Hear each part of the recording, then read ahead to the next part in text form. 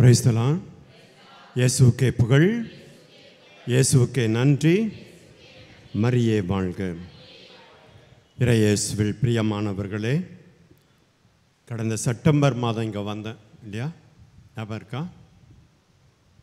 கடந்த செப்டம்பர் மாதம் இங்கே இறை வார்த்தை கொடுக்குவதற்காக நான் வந்தேன். இது 3வது முறையாக வரேன் இங்கே.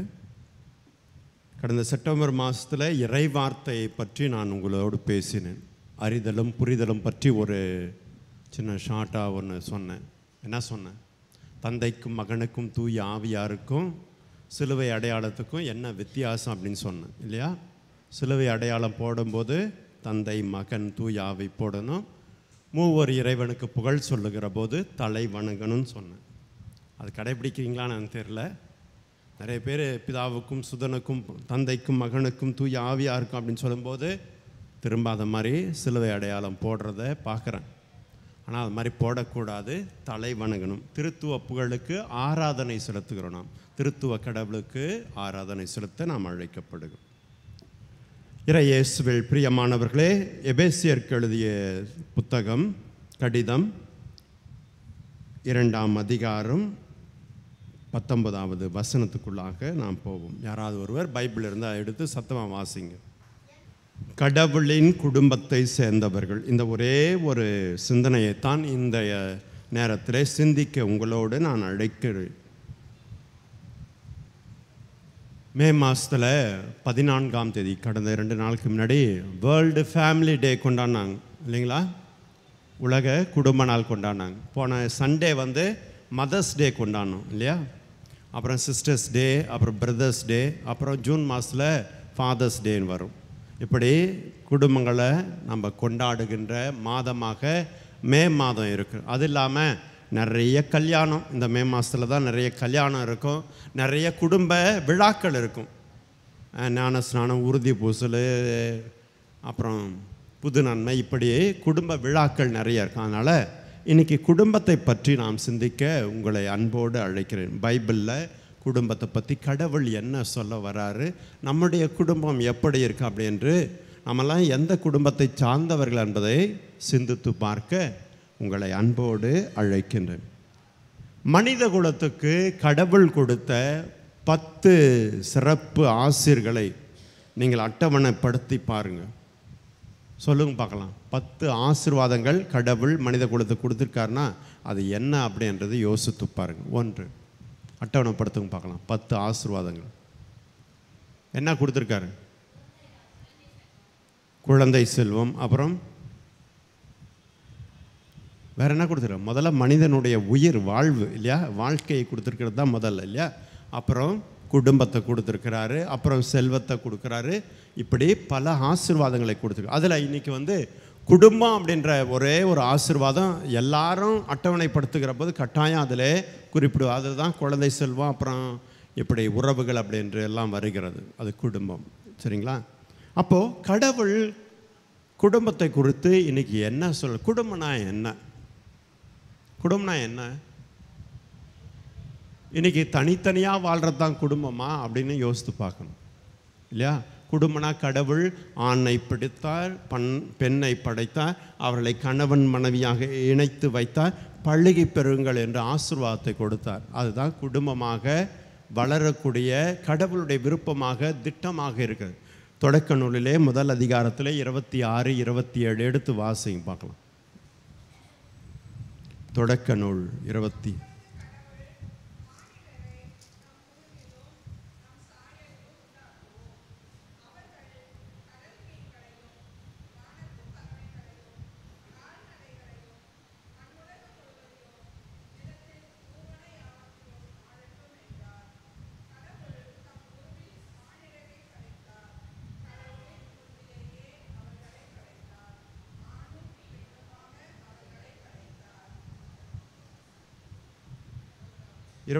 சேர்த்து படிங்க.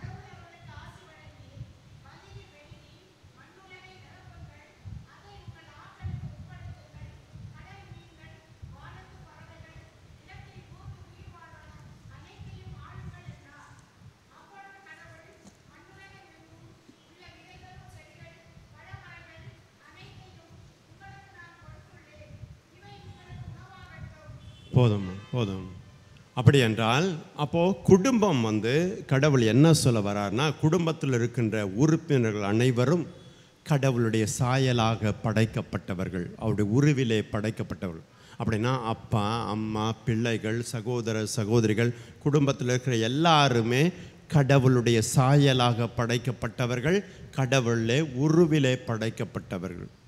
முதலிலே குடும்பத்தில் இருக்கின்ற எல்லோரும் கடவுளுடைய சாயல் என்பதை ஏற்றுக்கொள்ளப்பட வேண்டும், கடவுளுடைய உரு என்பதை ஏற்றுக்கொள்ள. அப்படி என்றால் கடவுளைப் போல நன்மைதனத்திலும், கடவுளைப் போல பரிசுத்தத்திலும், கடவுளைப் போல மன்னிப்பதிலும், அன்பு செலுத்துவதிலும், கடவுளைப் போல ஆத்மாவை கொண்டிருப்பவர்களாக இந்த குடும்ப உறுப்பினர்கள் இருக்கிறார்கள். ஆகவே குடும்பத்தில் இருக்கிறவர்கள் எல்லாம் கடவுளுடைய சாயல் என்பதை நாம் அனைவரும் ஏற்றுக்கொள்ள வேண்டும். அவருடைய சாயலிலும் உருவிலும் நாம் படைக்கப்பட்டவர்கள். அப்படி என்றால் இந்த குடும்ப உறுப்பினர்கள் அனைவரும் சேர்ந்தது தான் குடும்பமாக இருக்கிறது என்று பார்க்கிறோம். கடவுள் குடும்பமாக இருக்கிறார். தந்தை மகன் தூய ஆவி என்று 3 ஆட்களாக ஒரே குடும்பமாக இருக்கிறார் என்று பார்க்கிறோம். ஒரே கடவுளாக இருக்கிறார். 3 ஆட்களாக இருந்தாலும் கூட அவர்கள் ஒரே குடும்பம், கடவுள் என்ற நிலையிலே குடும்ப உறவிலே அவர்கள் வாழ்கிறார். அதை பிரதிபலிப்பது தான் நமது குடும்பமாக இருக்கிறது. பெற்றோர்கள் பிள்ளைகள், தாய் தந்தை பிள்ளைகள் என்று சொல்லி இவர்கள் அனைவரும் இணைந்தது தான் குடும்பமாக இருக்கிறது என்று பார்க்க. ஒன்று, கடவுளுடைய சாயலை தாங்கியவர்களாக குடும்ப உறுப்பினர்கள் இருக்கிறார்கள். இரண்டாவதாக, இல்லம் என்பது கடவுளுடைய இறை பிரசன்னத்தை வெளிப்படுத்துகின்ற அமைப்பாக இருக்கிறது. குடும்பம் என்பது கடவுளுடைய இறை பிரசன்னத்தை வெளிப்படுத்துகின்ற அமைப்பு. அங்கு கடவுள் வாழ்கிறார், கடவுள் அவளுடைய அன்பிலே தங்கி இருக்கிறார், கடவுள் அவருடைய உறவிலே தன்னை வெளிப்படுத்துகிறார், கடவுள் அங்கு செயல்படுகிறார். ஆகவே தான் குடும்பம் கடவுளுடைய பிரசன்னத்தின் அடையாளமாக இருக்கிறது என்று. குடும்பம் ஏன் முக்கியத்துவம் வாய்ந்தது என்பதற்கு இதெல்லாம் சொல்லிக் கொண்டிருக்கிறேன். முதலாவதாக கடவுளுடைய சாயல், இரண்டாவது இறை பிரசன்னத்தின் அடையாளம், மூன்றாவதாக குடும்பம் என்பது கடவுளுடைய திட்டமாக இருக்கிறது. நீங்களும் நானும் குடும்பமாக வாழ வேண்டும் என்பதற்கு கடவுள் விரும்பினார், கடவுள் திட்டத்தை ஏற்படுத்தினார். ஆகவே தான் படைக்கின்ற போதே ஆணுமாக பெண்ணுமாக படைத்து அவர்களை கணவன் மனைவியாக இணைத்து பழுகி பெருகுங்கள் என்கின்ற மாபெரும் திட்டத்தை அந்த குடும்பம் என்கின்ற அமைப்புக்கு கடவுள் கொடுத்தார். உலகிலே படைக்கின்ற போது எல்லாமே உலகம் என்ற மாபெரும் குடும்பத்திலே மனித இனத்தையும் ஒரு குடும்பமாக உருவாக்கி கடவுள் அதை விரும்பினார், செயல்படுத்தினார். அது அவருடைய திட்டமாக இருப்பது, கடவுளுடைய விருப்பமாக இருக்கிறது என்று பார்க்க. அப்படி என்றால் இந்த குடும்பம் எவ்வளவு முக்கியத்துவம் வாய்ந்தது என்பதை நாம் சிந்தித்து பார்க்க வேண்டும்.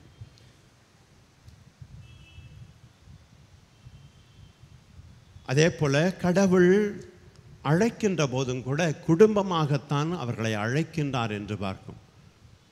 ஆதாம் ஏவாள், அப்புறம் அவருடைய பிள்ளைகள் காயின் ஆபேல் என்று சொல்லி கடவுள் அவருடைய திட்டத்திலே அழைப்பு வருகிறார். அதே போல் ஆபிரகாமின் குடும்பம், ஈசாக்கின் குடும்பம், யாக்கோபின் குடும்பம் என்று சொல்லி கடவுள் குடும்பமாக அவர்களை அழைக்கின்றார் என்று. ஆகவே தான் ஆபிரகாமுக்கு ஒரு வாக்குறுதியை கொடுக்கிறார். வானத்து விண்மீன்களைப் போலவும் கடற்கரை மணலைப் போலவும் உன் இனத்தை நான் பெருக செய்வேன் என்று சொல்லுகிறார். கடவுள் கொடுத்த வாக்குறுதியை பாருங்கள். தொடக்க நூல் அதிகாரம் 15.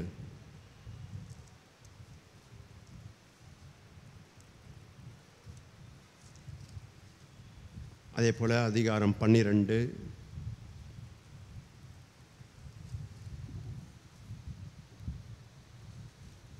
அதே போல் அதிகாரம் 17. இது மூன்றிலும் பார்க்கிற போது கடவுள் ஆபிரகாமோடு உடன்படிக்கை செய்கிறார்.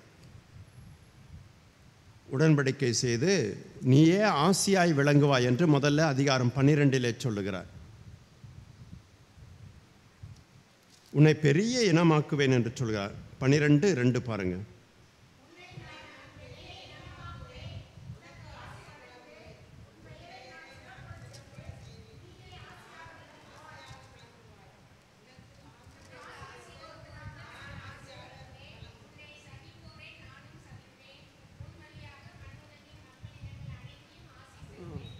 அதிகாரம் 15:3-4 வாசிங்க. அப்பொழுது ஆபிரகாம், என் தலைவராகிய ஆண்டவரே, எனக்கு என்னதான் தருவீர்? எனக்கோ குழந்தை இல்லையே. தமஸ்கு நகர் எலியேசர் தான் எனக்கு பின் என் இல்லத்திற்கு உரிமை மகன் ஆகப் போகிறான். நீர் எனக்கு குழந்தை ஒன்றும் தராததால் என் வீட்டு அடிமை மகன் எனக்கு பின் உரிமையாளன் ஆகப் போகிறான் என்றார். அதிகாரம் 17 5வது வசனம். இனி உன் பெயர் ஆபிராம் என்று அன்று ஆபிரகாம் என்று பெயரால் நீ அழைக்கப்படுவாய். ஏனெனில் எண்ணற்ற நாடுகளுக்கு உன்னை நான் மூதாதையராக்கப் போகிறேன்.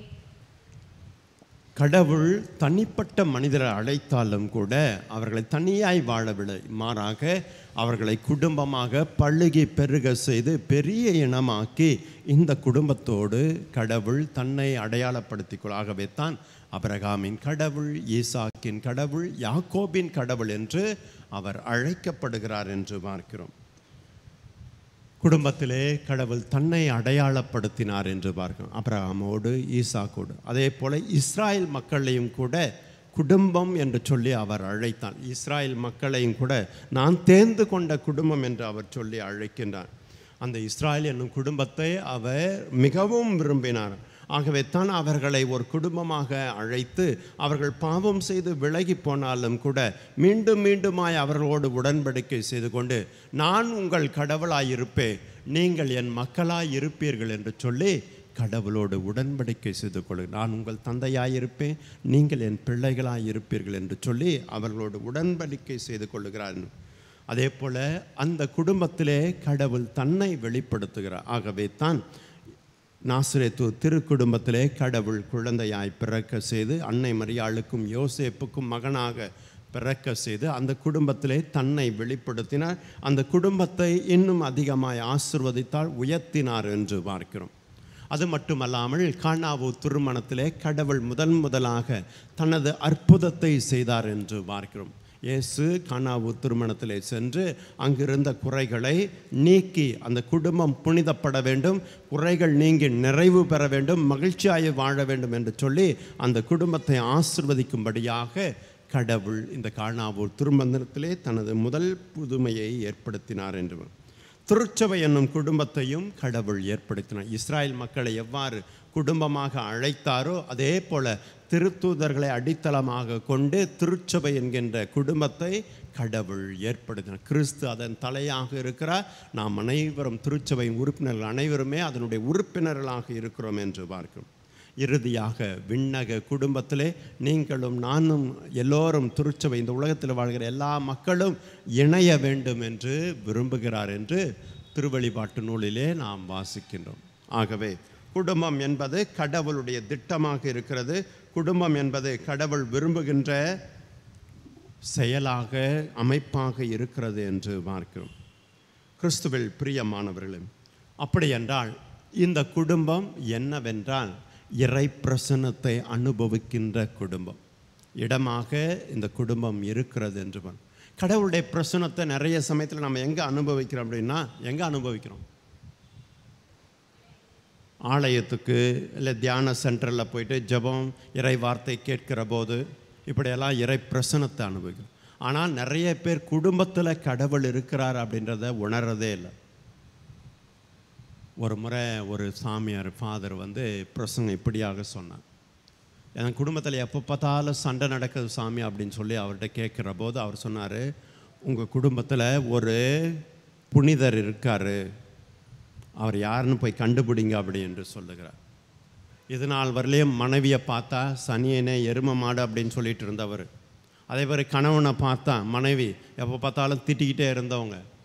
அதே போல் பிள்ளைகளை பார்த்தா எப்போ பார்த்தாலும் திட்டிக்கிட்டே இருந்தவங்கள அன்னியிலேருந்து புனிதரை யாராக இருக்குமோ, ஒருவேளை மகனாக இருப்பாங்களோ, இல்லை கடவுளாக இருப்பாங்களோ, இல்லை கணவனாக இருப்பாங்களோ, மனைவியாக இருப்பாங்களோ அப்படின்னு சொல்லி ஒருத்தர் தேட ஆரம்பித்தாங்க.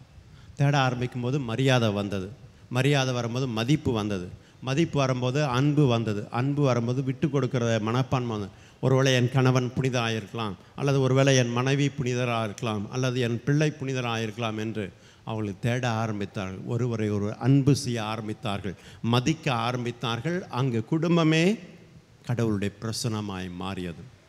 அப்படி என்றால் இறைவனுடைய பிரசன்னத்தை நீங்கள் எல்லாம் வெளியே போய் தேடினீங்கன்னா, கோயிலில் போய் தேடிங்கன்னா கிடைப்பாங்க, அங்கே கிடைக்கும். ஆனால் அதை விட கடவுள் உங்கள் மத்தியிலே வாழ்கிறார். உங்களுடைய அன்பிலே கடவுள் வாழ்கிறார். உங்களுடைய தியாகத்திலே கடவுள் வாழ்கிறார். உங்களுடைய குடும்ப உறுப்பினர்களே கடவுள் சின்னஞ்சிறிய சகோதரர்களுக்கு செய்த போதெல்லாம் எனக்கே செய்தீர்கள் அப்படின்னு. முதல்ல கணவனுக்கு பணிவிடை செய்யுங்க, முதல்ல மனைவிக்கு பணிவிடை செய்யுங்க. ஊரெல்லாம் போய் மற்றவங்களுக்கு சர்வீஸ் செய்கிறதுக்கு, தியான சென்டரில் வந்து ஓடி ஓடி வந்து வேலை செய்கிறதுக்கு ரெடியாக இருப்பாங்க. வீட்டில் மனைவிக்கோ அல்லது கணவனுக்கோ உதவி செய்கிறதுனா அது வேலை, நீ பார்த்துக்கோ அப்படி என்று சொல்வார்கள் இல்லையா? நிறைய பேர் அப்படி தானே செய்கிறோம். கணவனுக்கோ மனைவிக்கோ பணிவிடை செய்கிறத விட ஊரெல்லாம் போய் பணிவிடை செய்வதற்கு நிறைய பேர் தயாராக இருப்பாங்க. ஆனால் கணவனுக்கோ மனைவிக்கோ பெற்றோருக்கோ பிள்ளைகளுக்கோ உதவி செய்வதற்கு முன்வர வச்ச தண்ணியை அதே இடத்துல வச்சிடறது, சாப்பிட்டா தட்டை எடுக்கிறதில்ல. இப்படியெல்லாம் பிள்ளைகள் இருக்காங்களா இல்லையா? அப்போது பணிவிடையும் அந்த அன்பும் பகிர்தலும் முதல்ல குடும்பத்தில் இருக்கணும். அங்கே இருந்தால் தான் கடவுளை நீங்கள் அனுபவிக்க முடியும். அங்கே இருந்தால்தான் கடவுளை நீங்கள் பார்க்க முடியும். அங்கே இருந்தால்தான் கடவுளை நீங்கள் அனுபவிக்க முடியும். ஆகவே குடும்பம் கோயிலாக இருக்க வேண்டும். அப்படியானால் கடவுளுடைய பிரசன்னத்தை உணர்கின்ற இடமாக இருக்க வேண்டும். குடும்பம் கடவுளுடைய திட்டம் சொன்னோம். இந்த உலகை உருவாக்குவது கடவுளுடைய திட்டமாக இருக்கிறது. இந்த உலகிலே இது அப்படி இப்படி செயல்பட வேண்டும் என்று படைப்பின் ஒவ்வொரு நிலைகளுக்கும் கடவுள் ஒரு திட்டத்தை வகுத்து கொடுத்திருக்கிறார். அதே போல் மனித இனத்திற்கும் ஒரு திட்டத்தை கொடுத்தார். குடும்பம் என்ற அமைப்புக்குள்ளாக கணவன் மனைவியாக ஆணும் பெண்ணுமாக படைத்து அவர்களை இணைத்து வைத்தது கடவுளுடைய பிளானாக இருக்கிறது. ஏதோ நான் விரும்பிட்டேன், இல்லை கடவுள் எங்கள் அப்பா அம்மா பார்த்து எனக்கு கட்டி வச்சிட்டாங்க அப்படி என்றது அல்ல. குடும்பம் என்பது கடவுளுடைய விருப்பமாக இருக்கிறது என்று பார். ஆகவே கடவுள் கொடுத்த கணவனை, கடவுள் கொடுத்த மனைவியை, கடவுள் கொடுத்த பெற்றோரை, கடவுள் கொடுத்த பிள்ளைகளை நாம் ஏற்றுக்கொள்ள வேண்டும், அன்பு செய்ய வேண்டும். இதுதான் கடவுள் நமக்கு கொடுத்திருக்கிற, இந்த குடும்பத்திற்குள்ளாக கொடுத்திருக்கிற திட்டமாக இருக்கிறது என்று பாருங்கள். ஐயோ இவன் கருப்பாக இருக்கிறான், ஐயோ இவன் குட்டையாக இருக்கிறான், ஐயோ இவன் வந்து ஆம்பளை பிள்ளையாக இருக்கான், இவன் பொம்பளை பிள்ளையாக இருக்காங்க என்று நீங்கள் வெறுத்து ஒதுக்கினீர்கள் என்றால் கடவுளுடைய திட்டத்துக்கு எதிராக நீங்கள் போய் கொண்டிருக்கிறீர்கள். நிறைய குடும்பங்களில் இது நடக்கிறது. தருமபுரியிலேருந்து வரேன், நிறையா அங்கே வந்து பெண் பிள்ளைகளை வந்து கருவிலையே கேள்விப்பட்டிருப்பீங்க இல்லையா? எல்லாம் படிச்சிருப்பீங்க. நிறைய ஆம்பளை பிள்ளைங்க, இன்றைக்கி ஆம்பளை பிள்ளைங்கள்லாம் நிறைய ஆகிட்டாங்க. பொட்டை பிள்ளைங்களே கிடைக்கிறதில்ல, கல்யாணத்துக்கு பிள்ளைகளே கிடைக்கிறதில்ல. நிறைய பேர் சாமி ஏதாவது நல்ல பொண்ணாக இருந்தால் சொல்லுங்கள் சாமி அப்படின்னு. நான் நல்லா திட்டி போட்டுருவேன் எல்லாரையும். நீங்கள் பெற்றுக்கிறதெல்லாம் ஆம்பளை பிள்ளை வேணும், ஆம்பளை பிள்ளை வேணும்னு பெற்றுக்கிட்டு எல்லாம் இப்போ பொட்டப்பிள்ளை வேணும்னு வந்து தேடிட்டு இருந்தால் எங்கே கிடைப்பாங்க அப்படின்னு சொல்லி நான் நிறைய சமயத்தில் கேட்டிருக்கேன். கிறிஸ்துவில் பிரியமானவர்களே, கடவுள் கொடுக்குற பிள்ளை கடவுளுடைய திட்டமாக இருக்குது. ஆம்பளை பிள்ளையாக இருந்தாலும் சரி, பெண் பிள்ளையாக இருந்தாலும் சரி, அதை பெற்று வளர்க்க வேண்டியது, அவர்களுக்குரிய கடமைகளை செய்ய வேண்டியது பெற்றோருடைய கடமையாக இருக்கிறது என்று பார். ஆகவே குடும்பத்திற்கென்று நமக்கு கொடுத்திருக்கிற கடவுள் அந்த திட்டத்தை நாம் நிறைவேற்ற அழைக்கப்படுகிறோம். நிறைய சமயங்களே கடவுளுடைய திட்டத்திற்கு எதிராக நாம் போகிறோம். நிறைய பிள்ளைகள் வந்து 30 வயசு ஆனாலும் கூட எனக்கு கல்யாணம் வேணாம், இன்னும் 1 வருஷம் போட்டோம், 2 வருஷம் போட்டோம் அப்படின்னு போய்ட்டு கடைசியில் வயசாகிட்டு கல்யாணமே பண்ண முடியாது. கல்யாணம் பண்ணணும் விரும்பினா கூட அப்போ பண்ண முடியாத ஒரு கடவுளுடைய திட்டத்துக்கு எதிராக நிறைய பேர் போகிறதால்தான் நிறைய தடைகள் வருகிறது, நிறைய ஆசீர்வாதங்கள் குறைபடுகிறது என்று பார்க்கிறோம். கடவுள் நமது பிள்ளைகளுக்கு என்ன திட்டத்தை வைத்திருக்கிறார் என்று அதனுடைய காலத்திலே அறிந்து கொண்டு அதை நிறைவேற்ற வேண்டியது பெற்றோருடைய பொறுப்பாக இருக்கிறது. காலம் தப்பி நம்ம தேடுற மாப்பிள்ளை கிடைக்க மாட்டாங்க. சந்தையில் போனால் கிடைக்கிறத வாங்கிட்டு வர்ற மாதிரி கடைசியில் எது கிடைக்கிறதோ அது கட்டி வச்சு அதுக்கு பின்னாடி வருகின்ற விளைவுகளெல்லாம் நம்மளே தேடிக்கொள்ள வேண்டியதாக இருக்கும். ஆகவே அதனுடைய காலத்திலே கடவுள் அதை செய்கின்றார். அதுபோல் நாமும் கடவுளுடைய திட்டத்துக்கேற்ப நாம் செயல்பட அழைக்கப்படுகிறோம். கடவுளுடைய பண்புகளை பிரதிபலிக்க இடமாக குடும்பம் இருக்கிறது. எபேசியர் 5:25 எடுத்து வாசிங்க. எபேசியர் 5:25. திருமணமான ஆண்களே, கிறிஸ்து திருச்சபையை மீது அன்பு செலுத்தியது போல நீங்களும் உங்கள் மனைவியரிடம் அன்பு செலுத்துங்கள். ஏனெனில் கிறிஸ்து திருச்சபை மீது அன்பு செலுத்தி அதற்காக தம்மையே ஒப்புவித்தார். அன்பு செலுத்துகிற இடம் குடும்பமாக. கடவுளுடைய பண்பு அன்பு. அன்பே கடவுள் என்று நாம் வாசிக்கிறோம். யோவான் கடிதத்திலே, முதல் கடிதத்திலே 4ஆம் அதிகாரத்தில் அன்பே கடவுளாக இருக்கிறார். அன்பை கொண்டிருக்கிறவன் கடவுளை கொண்டிருக்கிறான், அன்பை வெளிப்படுத்துகிறவன் கடவுளை வெளிப்படுத்துகிறான் என்று அருமையாக சொல்லுகிறார். ஆகவே அன்பு கடவுளுடைய பண்பாக இருக்கிறது. இந்த பண்பை வெளிப்படுத்துகிற இடம் குடும்பமாக கணவன் மனைவியிடத்திலும், மனைவி கணவனிடத்திலும், பெற்றோர் பிள்ளைகளிடத்திலும் வெளிப்படுத்தக்கூடிய இடம் அந்த அன்பாக அந்த குடும்பமாக இருக்கிறது. அந்த குடும்பத்தில் தான் அந்த பண்பானது வெளிப்பட வேண்டும். வெளியே அன்பு வெளிப்பட்டது என்றால் வேறு விதமாக அது போகும் என்று பார்க்கிறோம். ஆகவே குடும்பத்திற்குள்ளாக அன்பை வெளிப்படுத்துவோம். அன்பை வெளிப்படுத்தாத போது தான் குடும்பத்திற்குள்ளாக பிரச்சனைகள், அன்பை கொடுக்காத போது தான் குடும்பத்துக்குள்ளாக பிள்ளைகளுடைய வளர்ச்சியிலே நிறைய குறைகள் ஏற்படுகிறது என்று பார்க்கிறோம். ஆகவே அன்பை வெளிப்படுத்துகிற இடமாக குடும்பம் இருக்க வேண்டும். அடுத்தது முதல் பேதுரு 3ஆம் அதிகாரம் 7வது வசனம்.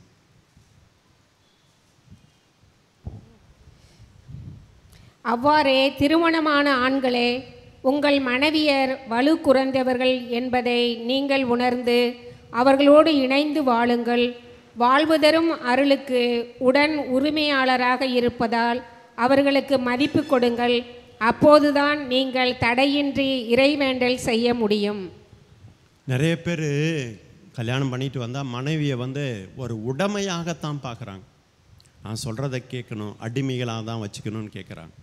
அவர்களையும் மதிக்க வேண்டும் என்று பேதுரு நமக்கு அழைப்பு கொடும். மனைவியையும் நாம் மதிக்க வேண்டும், அவர்களுக்கும் உணர்வு இருக்கிறது என்பதை நாம் உணர வேண்டும். கடவுளுடைய பண்பு, ஒருவரையும் அவர் கைவிடாத கடவுளாக, எல்லோரையும் மதிக்கின்றவராக, ஆயக்காரனையும் மதித்தார், பாவிகளையும் மதித்தார். ஆகவே அவர்களோடு உறவாடினார், உண்டார் என்று பார்க்கிறோம். ஆகவே குடும்பத்தில் இருக்கிற ஒவ்வொருவரையும் நாம் மதிக்கக்கூடிய இடமாக குடும்பம் இருக்கிறது என்பதை பேதுரு அழகாக நமக்கு வெளிப்படுத்துகிறார். அதே போல் பழமொழி 22:6, பழமொழி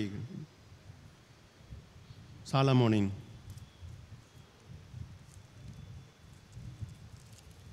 புதுல என்னது பழமொழி தானே, நீதிமொழிகள், சாரி, புதிய மொழி நீதிமொழி 22:6.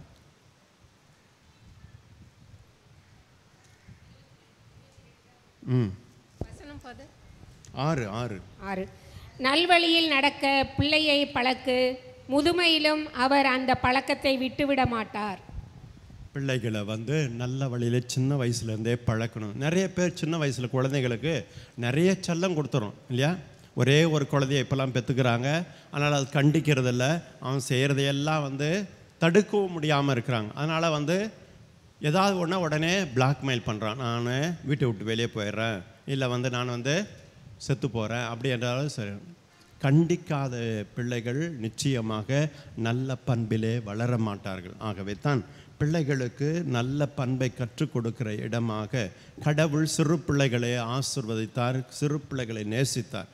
அந்த பிள்ளைகளை நேசிக்கின்ற போது, ஆசிர்வதிக்கிற போது அவர்களுக்கு நல்ல பழக்க வழக்கங்களையும் நாம் கற்றுக் கொடுக்கக்கூடியவர்களாக, பெற்றோர்கள் ஆசிரியர்களாக இருந்து பிள்ளைகளை நாம் நெறிப்படுத்தக்கூடிய பொறுப்பு நமக்கு இருக்கிறது என்பதை இந்த இறைவார்த்தை சொல்லுது. அடுத்தது கொலேசியர் 3:13.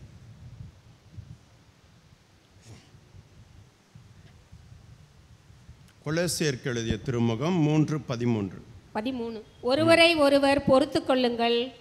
ஒருவரை பற்றி ஒருவருக்கு ஏதாவது முறையீடு இருந்தால் மன்னியுங்கள். ஆண்டவர் உங்களை மன்னித்தது போல நீங்களும் மன்னிக்க வேண்டும். குடும்பத்திலே பிரதிபலிக்கக்கூடிய பண்பு இது. கடவுளுடைய பண்பு குடும்பத்திலே பிரதிபலி, அதாவது ஒருவரை ஒருவர் பொறுத்து கொள்ளுங்கள். இயேசுனுடைய சீட குழாமிலே இயேசுவை காட்டி கொடுத்த மனிதர் இருந்தார்கள், இயேசுவை மறுதளித்த மனிதர்கள் இருந்தாலும் கூட கடவுள் பொறுமையோடு அவர்களை பொறுத்தார், அவர்களை மன்னித்தார் என்று பார்க்க. ஆனால் அந்த பொறுமையும் மன்னிப்பையும் பேதுரு பெற்றுக்கொண்டார், ஆனால் யூதாஸ் ஏற்றுக்கொள்ள. நாம் ஒருவரோடு பொறுமையோடு இருந்து மன்னிக்க நாம் அழைக்கப்படுகிறோம். மன்னிக்கின்ற இடத்திலே கடவுளுடைய குணம் வெளிப்படும். குடும்பம் மன்னிக்கின்ற தொட்டிலாக இருக்க வேண்டும், மன்னிக்கின்ற பாவ ஒப்புரவு தொட்டிலாக அது இருக்க வேண்டும். அங்கு ஒருவர் செய்கிற தப்புகளை எல்லாம் மன்னிக்கிற போது தான் அந்த குடும்பம் கடவுளுடைய மன்னிப்பை பெற்றுக்கொள்ளும். நீங்கள் மற்றவருடைய குற்றங்களை மன்னிக்காவிட்டில் உங்களுடைய குற்றங்கள் மன்னிக்கப்படாது என்று ஆண்டவருடைய வார்த்தை சொல்கிறார். ஆகவே முதலிலே மன்னிப்பை கற்றுக்கொள்ளுகிற பழக்கப்படுத்துகிற இடம் குடும்பமாக இருக்கிறது என்று பார்க்கும். யாத்திராகமம் விடுதலை பயணம் 20:12.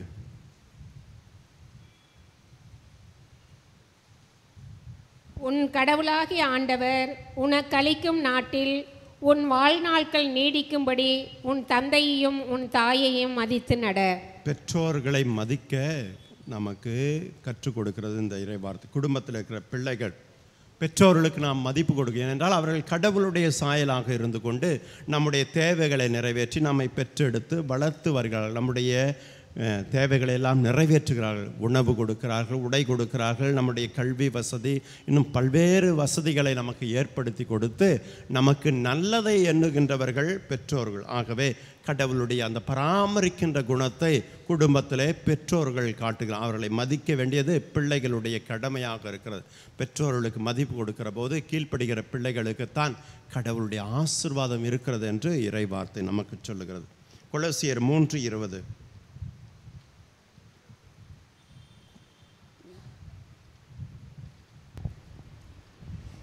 பிள்ளைகளே, உங்கள் பெற்றோருக்கு முற்றிலும் கீழ்ப்படியுங்கள். ஆண்டவரை சார்ந்தவர்களுக்கு இதுவே தகும். ஆகவே பிள்ளைகள் முற்றிலும் பெற்றோர்களுக்கு கீழ்ப்படிந்து நடக்கும். இயேசு 30 வயது வரையிலும் பெற்றோர்களுக்கு கீழ்ப்படிந்து குழந்தையாக பிறந்து பெற்றோர்களுக்கு கீழ்ப்படிந்து வாழ்ந்து வந்தார் என்று இறைவார்த்தை சொல்லுக்கான நற்செய்தியை நாம் வாசிக்கிறோம். அவர்களோடு சென்று அவர்களுக்கு கீழ்ப்படிந்து தெய்வ பயத்திலும் ஞானத்திலும் அறிவிலும் கீழ்ப்படிதலும் வளர்ந்தார் என்று இறைவார்த்தை சொல்கிறார். அதுபோல பிள்ளைகள் கடவுளுடைய பண்பான இந்த கீழ்ப்படிதலே வளர்கிற போது அவர்கள் ஆசீர்வதிக்கப்படுகிறார்கள், அவர்கள் உயர்த்தப்படுகிறார்கள் என்று. எந்த பிள்ளை பெற்றோருடைய பேச்சை கேட்டு நடக்கிறதோ அவர்கள் கடவுளாலும் ஆசீர்வதிக்கப்படுகிறார்கள் என்று பார்க்கிறோம். 1 தீமோத்தேயு 5:8.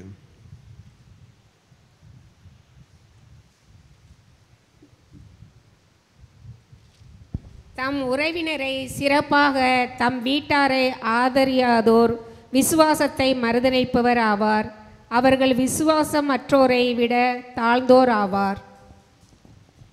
அப்போது ஒருத்தரை மதிக்காதவங்க, பெற்றோர்கள் பெரியவர்களையுமே ஆதரிக்காதவங்க எல்லாம் அவர்களுக்கு நம்பிக்கையே இல்லை என்று, நம்பிக்கையாளர்களே இல்லை அப்படின்னு சொல்லி இறைவார்த்தை சொல். கடவுளுடைய நம்பிக்கையாளர்கள், கடவுளுடைய மனிதர்கள் கைவிடாமல் மற்றவர்களை, குடும்பத்தில் இருக்க உறுப்பினர்களை முதலில் மதிக்க கற்றுக்கொள்ள வேண்டும். நிறைய சமயத்தில் விசுவாசம் இருக்குது, நம்பிக்கை இருக்குது, கடவுளை பக்தி இருக்குது என்று சொல்லிக்கொண்டு இருக்கிற மனிதர்கள் குடும்பத்தில் இருக்கின்ற உறவுகளை மதிக்க மாட்டார்கள், உறவுகளை உதறி தள்ளுபவர்களாக இருப்பார்.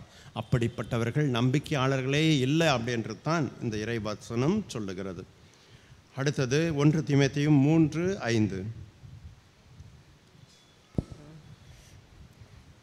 தமது சொந்த குடும்பத்தை நடத்த தெரியாத ஒருவரால் கடவுளின் சபையை எவ்வாறு கவனிக்க முடியும்? அதாவது நம்ம குடும்பத்தில் இருக்கிற ஒருத்தரை மதிக்காதவங்க அல்லது அவர்களை பற்றி அக்கறை இல்லாதவங்க நிச்சயமாக கடவுளுடைய சபையில், திருச்சபைக்குள்ளாக பொறுப்புகளிலே நிச்சயமாக செயல்பட முடியாது என்று தான் இறைவார்த்தை சொல். ஆகவே குடும்பத்திலே உங்களுடைய பொறுப்பை நீங்கள் வெளிப்படுத்த வேண்டும். உங்கள் குடும்பத்தில் இருக்கிற உறுப்பினர்களை நீங்கள் பராமரிக்க வேண்டும், பாதுகாக்க வேண்டும், அவருடைய தேவைகளை நிறைவு செய்ய வேண்டும், அவர்களை நீங்கள் கண்டுகொள்ள வேண்டும். அப்போதுதான் நீங்கள் கடவுளுடைய மக்களாக இருக்கிறீர்கள் என்பதை இதை வெளிப்படுத்துகிறது. ஆகவே குடும்பம் என்பது கடவுளுடைய ஆசீர்வாதத்தின் வாய்க்காலாக இருக்கிறது. கடவுள் ஆசீர்வாதங்களை தனிப்பட்ட மனிதர்களுக்கு தனியாக கொடுப்பதில்லை, மாறாக குடும்பமாக நிறைவாக பொழிகிறார் என்று பார்க்கிறோம். ஆபிரகாமின் குடும்பத்தை எடுத்துக்கொள்ளுங்கள். கடவுள் குடும்பத்தில் ஆபிரகாமின் வழியாக தலைமுறை தோறும் அவர் ஆசீர்வதிக்கிறார் என்று பாருங்கள். உன் தலைமுறை தோறும் ஆசீர்வதிக்கப்படும் என்று சொல்லுகிறார். நீயே ஆசியாக இருப்பாய் என்று சொல்கிறார். எல்லோரையும் உன்னை ஆசீர்வதிப்பார், எல்லாரும் நீ ஆசீர்வதிப்பாய் என்று சொல்லுகிறார்.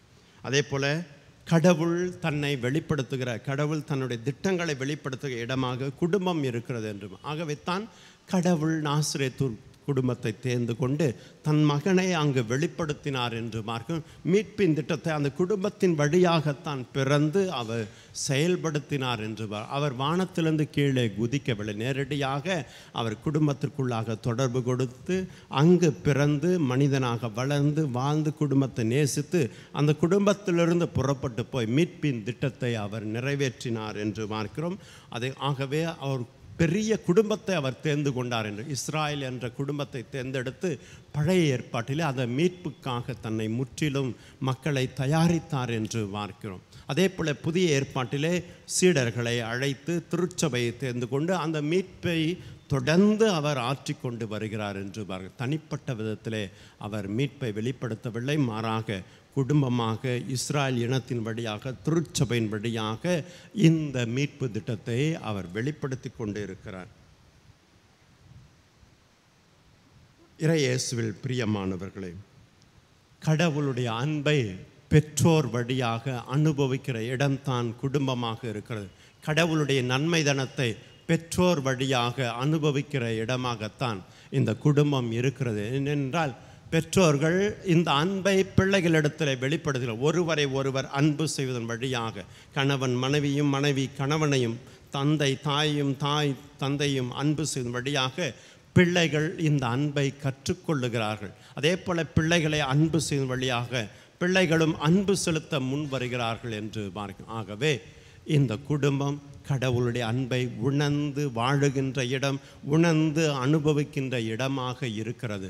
ஆகவே குடும்பத்தை தூக்கி பிடிக்க திருச்சபையும் நமக்கு அழைப்பு கொடுக்கிறது.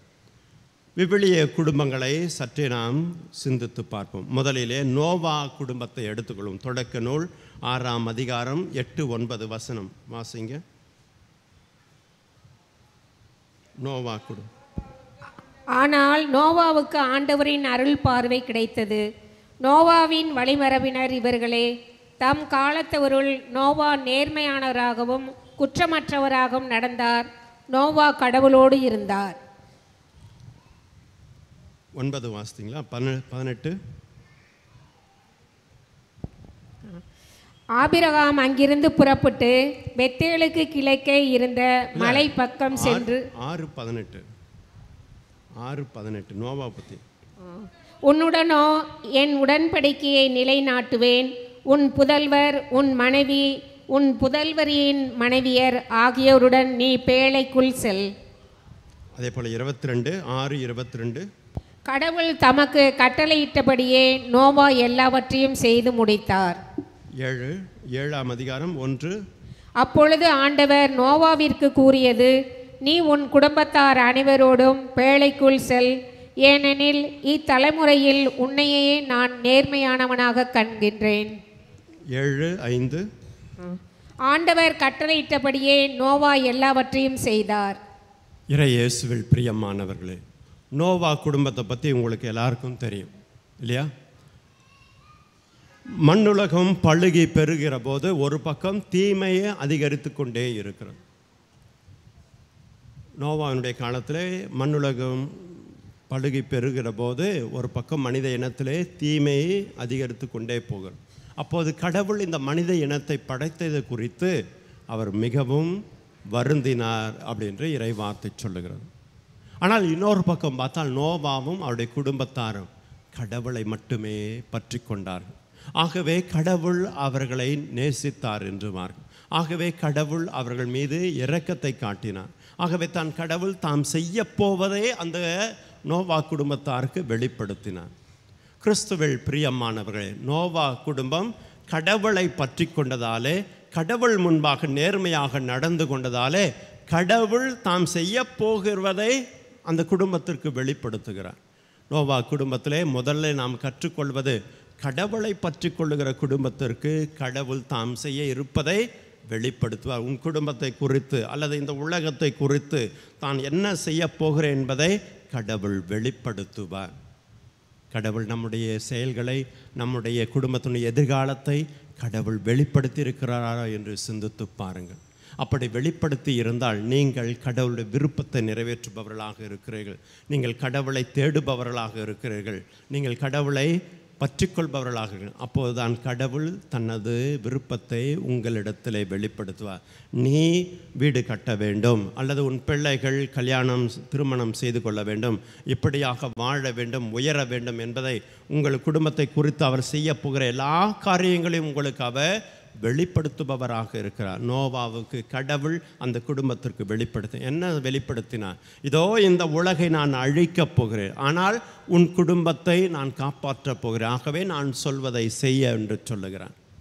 நிறைய சமயங்களிலே கடவுள் விருப்பத்தை வெளிப்படுத்தினாலும் கூட நாம் அந்த விருப்பத்தை அறிந்து கொள்வதில்லை அல்லது அதை நிறைவேற்றுவதில்லை. ஆனால் இந்த நோவா கடவுள் சொன்னார் என்பதற்காக அவர் சொன்னபடியாக செய்கிறார் என்று. ஆகவே தான் நோவா கடவுள் செய்த அனைத்தையுமே, அவர் கட்டளையிட்ட அனைத்தையுமே நிறைவேற்றினார் என்று இறை வார்த்தை சொல்லுகிறார்.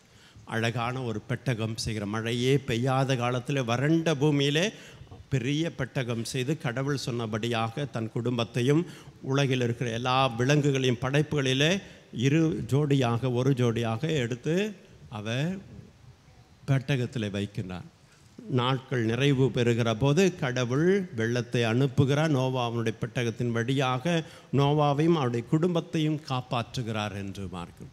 கிறிஸ்துவில் பிரியமானவர்களே, ஒன்று, கடவுள் தமது விருப்பத்தை வெளிப்படுத்துவார். இரண்டாவதாக, கடவுள் நமக்கு செய்ய இருப்பதை நிச்சயமாக செய்து முடிப்பார். இரண்டு காரியங்கள். ஒன்று, கடவுள் தமது விருப்பத்தை நிறைவேற்றுகிறார். இரண்டாவதாக, தாம் செய்ய இருப்பதை நிச்சயமாக செய்து முடிப்பார்.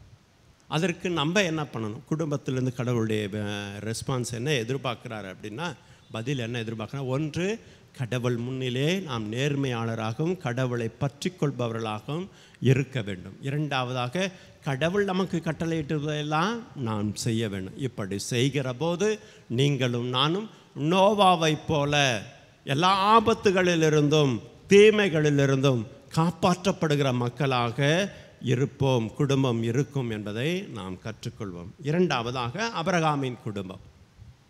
12ஆம் அதிகாரம் தொடக்க நூல் 1-4 வாசிங்க. ஆண்டவர் ஆபிரகாமை நோக்கி, உன் நாட்டிலிருந்தும் உன் இனத்தவரிடமிருந்தும் உன் தந்தை வீட்டிலிருந்தும் புறப்பட்டு நான் உனக்கு காண்பிக்கும் நாட்டிற்கு செல். உன்னை நான் பெரிய இனமாக்குவேன், உனக்கு ஆசி வழங்குவேன், உன் பெயரை நான் சிறப்புற செய்வேன், நீயே ஆசியாக விளங்குவாய். உனக்கு ஆசி கூறுவோருக்கு நான் ஆசி வழங்குவேன், உன்னை சபிப்போரை நானும் சபிப்பேன், உன் வழியாக மண்ணுலகின் மக்களினங்கள் அனைத்தும் ஆசி பெறும் என்றார். ஆண்டவர் ஆபிரகாமுக்கு கூறியபடியே அவர் புறப்பட்டு சென்றார். அவருடன் லோத்தும் சென்றார். ஆபிரகாம் காரானை விட்டு சென்ற பொழுது அவருக்கு வயது 75. Praise the Lord. இயேசுவுக்கே புகழ், இயேசுவுக்கே நன்றி. மரியே வாழ்க. இறை இயேசுவில் பிரியமானவர்களே, ஆபிரகாம் கடவுளால் தேர்ந்து கொள்ளப்பட்ட மனிதர். 75 வயதிலே நல்ல செல்வந்தராக அழகாக வாழ்ந்து கொண்டிருக்கிற ஒரு மனிதரை கடவுள் அழைக்கிறார். நான் காட்டுகின்ற இடத்திற்கு நீ போ என்று சொல்லுகிறான். நீ போனேனா நீயே ஆசியாக வழங்குவாய் இருப்பாய். உன்னை ஆசீர்வதிப்பவரெல்லாம் ஆசீர்வதிக்கப்படுவார், உன்னை சபிப்பவரெல்லாம் சபிக்கப்படுவார்கள் என்று கடவுள் ஒரு வாக்குறுதியை கொடுக்கிறார். யோசித்து பாருங்கள், போகிற நாடு எப்படி இருக்குன்னு தெரியாது, போகிற இடம் எப்படி இருக்குன்னு தெரியாது. நான் இங்கேயே நல்லா வாழ்ந்துட்டுருக்கேன், செல்வங்களோடு இருந்து கொண்டு இருக்கிறேன், ஆனால் இவர் என்னை கூப்பிட்றாரு அப்படி என்ற எந்த கேள்விகளும் எழுப்பாமல் கடவுள் சொன்ன அந்த வார்த்தையை நம்பி அவர் புறப்பட்டு போகிறார் என்று பாருங்கள். கிறிஸ்துவில் பிரியமானவர்களே, நிறைய சமயங்களிலே நம்ம நிறைய சமயத்தில் நல்லா இருக்கிற போது கடவுளை நம்ம தேட மாட்டோம். நானும் கவலை இல்லாமல் கஷ்டம் இல்லாமல் சந்தோஷமாக இருக்கிற போது, செல்வத்தில் இருக்கிற போது, உயர்வில் இருக்கிற போது, மகிழ்ச்சியில் இருக்கிற போது நிறைய சமயங்களில் கடவுளுடைய குரலை நமக்கு காதலையே விழாது. எனக்கு எல்லாமே இருக்கு, நான் ஏன் கடவுளை தேடணும் அப்படின்னு நிறைய பேர் சொல்ல கேள்விப்பட்டிருக்கேன். எனக்கு வேலை இருக்குது, எனக்கு பதவி இருக்குது, எனக்கு நல்ல பிள்ளை செல்வங்கள் இருக்குது, குடும்பம் இருக்குது, எல்லாம் இருக்குது, நான் எதுக்கு கோயிலுக்கு போகணும் அப்படி நிறைய பேர் வாழ்ந்து கொண்டு இருக்கிறார்கள். ஆனால் ஆபிரகாம் எல்லாம் இருந்தும் கூட கடவுளுடைய குரலுக்கு செவி கொடுத்தான், கடவுள் தருகிற ஆசீர்வாதங்களை நம்பினார், ஆகவே புறப்பட்டு போனார் என்று பாருங்கள். கடவுளுடைய குரலுக்கு செவி சாய்க்கின்றவர்களுக்கு, கடவுளுடைய ஆசீர்வாத வார்த்தைகளை நம்புகின்றவர்களுக்கு கடவுள் மாபெரும் ஆசீர்வாதத்தை கொடுக்கிறார் என்று அவர் புறப்பட்டு போனார், நடந்தது என்று பார்க்கும். இரண்டாவது, 15 1 6 வரை. தொடக்க நூல் 15 1 6. இந்நிகழ்ச்சிகளுக்கு பின் ஆண்டவரின் வாக்கு ஆபிரகாமுக்கு ஒரு காட்சி வழியாக வந்து அறிவித்தது. ஆபிரகாம், அஞ்சாதே, நான் உனக்கு கேடயமாக இருப்பேன், உனக்கு பெரும் கைமாறு கிடைக்கும். அப்பொழுது ஆபிரகாம், என் தலைவராகிய ஆண்டவரே, எனக்கு என்னதான் தருவீர்? எனக்கோ குழந்தையே இல்லை. தமஸ்கு நகர் எலியேசர் தான் எனக்கு பின் என் இல்லத்திற்கு உரிமை மகன் ஆகப் போகிறான். நீர் எனக்கு குழந்தை ஒன்றும் தராததால் என் வீட்டு அடிமை மகன் எனக்கு பின் உரிமையாளன் ஆகப் போகிறான் என்றார். அதற்கு மறுமொழியாக, இவன் உனக்கு பின் உரிமையாளன் ஆக மாட்டான், ஆனால் உனக்கு பிறப்பவனோ உனக்கு பின் உரிமையாளன் ஆவான் என்று ஆபிரகாமுக்கு ஆண்டவரின் வாக்கு அருளப்பட்டது. அப்பொழுது ஆண்டவர் ஆபிரகாமை வெளியே அழைத்து வந்து, வானத்தை நிமிர்ந்து பார், முடியுமானால் விண்மீன்களை எண்ணிப்பார், இவற்றைப் போலவே உன் வழிமரபினரும் இருப்பர் என்றார். ஆபிரகாம் ஆண்டவர் மீது நம்பிக்கை கொண்டார். அதை ஆண்டவர் அவருக்கு நீதியாக கருதினார். கடவுள் காட்டிய இடத்துக்கு புறப்பட்டு வந்த ஆபிரகாம் வயசாயிட்டே போது எல்லாமே இருக்குது, நிலம் புலம் எல்லாமே இருந்தது. ஆனால் இன்னும் கடவுள் சொன்ன அந்த வாக்குறுதி நிறைவேறவில்லை என்ற ஒரு ஏக்கம் இருந்தது. அப்போதுதான் கடவுளிடத்திலே அவர் பேசுகிறார். கடவுளே, எனக்கு பின்னாடி நிச்சயமாக வாரிசாக என்னுடைய தமக்கை மகன் தங்கச்சி பிள்ளை இருப்பான், அப்படி இல்லைன்னா அடிமை பிள்ளை ஆகாருக்கு பிறக்கின்ற அந்த பிள்ளை எனக்கு வாரிசாக இருக்க போகிறாங்களா அப்படி என்று கேட்குறேன். ஆனால் கடவுள் சொல்கிற, இல்லை இல்லை, உனக்கு வாரிசு நான் சொன்னபடியாக வானத்து விண்மீன்களை பாரு, கடற்கரை மணலை பாரு, உனக்கு பெரிய இனத்தை நான் உருவாக்குவேன் அப்படி என்று சொல்லி கடவுள் வாக்குறுதியை மீண்டுமாய் அவரிடத்திலே கொடுக்கிறார். ஆபிரகாம் அப்போதும் கூட அந்த வாக்குறுதியிலே நம்பிக்கை கொண்டார். நிறைய சமயங்களிலே காலங்கள் போக போக அல்லது நிகழ்ச்சிகள் தொடர்ந்து நம்ம குடும்பத்தில் நடக்கிற போது சில சமயங்களில் நம்பிக்கை குறைந்து போகக்கூடிய சூழ்நிலைகள் வரலாம். அவ்வளவுதானா அப்படி என்று எண்ணக்கூடிய நேரங்கள் வரலாம். அப்போதெல்லாம் மீண்டும் மீண்டுமாக கடவுள் நம்மோடு பேசுவார்.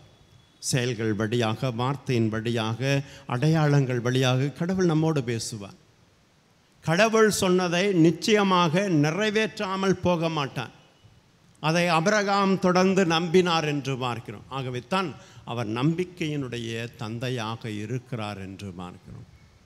அவருடைய நம்பிக்கை நிறைவேறுகிறது என்று பாருங்கள். மீண்டுமாய் ஆபிரகாமோடு கடவுள் உடன்படிக்கை செய்கிறார். 17ஆம் அதிகாரம் 1-8.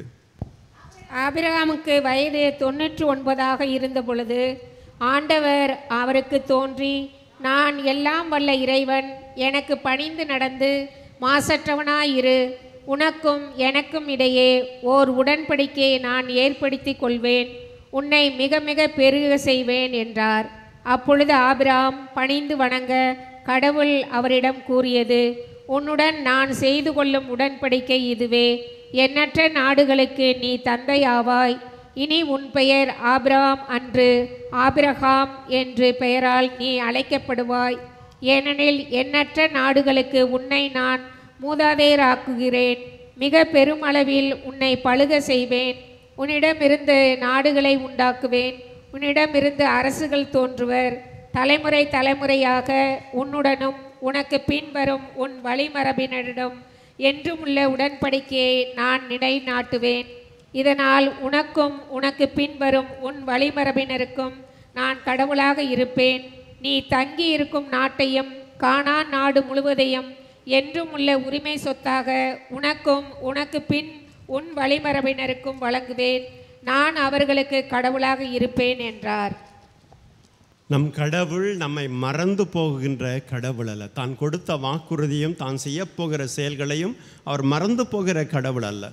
ஆகவே தான் ஏசாயா புத்தகத்தில் சொல்கிறார், தாய் உன்னை மறந்தாலும் நான் உன்னை ஒருபோதும் மறக்க மாட்டேன், நான் உனக்கு சொன்னதை நான் ஒருபோதும் மறக்க மாட்டேன், நான் உன்னை உள்ளங்கையிலே பொறித்து வைத்திருக்கேன் என்று சொல்கிற கடவுள் ஆபிரகாமுக்கு மீண்டும் மீண்டுமாக தன் வாக்குறுதியை நினைவுபடுத்தி கொண்டே வருகிறார், உடன்படிக்கையை புதுப்பித்து கொண்டே வருகிறார். ஆகவே அவர் சொன்னபடியாக வயதான நிலையிலே 3 தூதர்களை அனுப்பி அவர்கள் குறிப்பிட்ட காலத்திலே குழந்தை பிறக்கும் என்று வாக்குறுதி கொடுக்கிற ஆபிரகாமுக்கும் சாராவுக்கும் கடவுள் ஈசாக்கை பிறக்கச் செய்கிறார் என்று பார்க்கும்.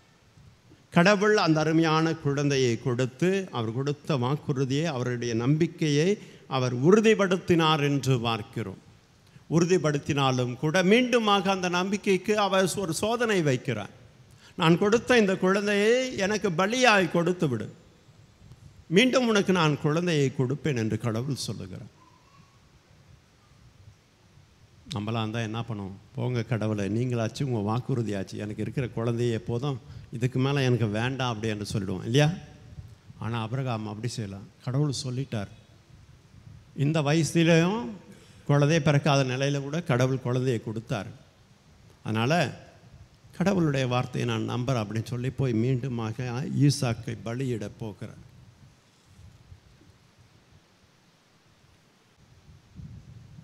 அப்போ குடும்பத்தில் கடவுள் நிறைய சமயங்களில் தாமதம் செய்தாலும் கூட அவர் தாம் கொடுத்த வாக்குறுதியை என்றும் மறப்பதில்லை, அவர் மறுப்பதில்லை என்று ஆகவே கடவுள் கொடுத்த வாக்குறுதியை நம்பிய ஆபிரகாம் தன் மகனை பலியாக ஒப்பு கொடுக்க வருகிறார். குடும்பத்தில் நாம் கடவுளுடைய ஆசீர்வாதங்களை பெற்றுக்கொள்ள சில சமயங்களிலே சில தியாகங்களை செய்ய முன் வர வேண்டும். கணவனுக்காக, மனைவிக்காக, பெற்றோருக்காக, பிள்ளைகளுக்காக அல்லது கடவுளுக்காக என்று சொல்லி சில தியாகங்களை செய்ய நாம் முன் வருகிற போது கடவுள் அந்த தியாகங்களை எல்லாம் ஆசீர்வதிக்கிறார்.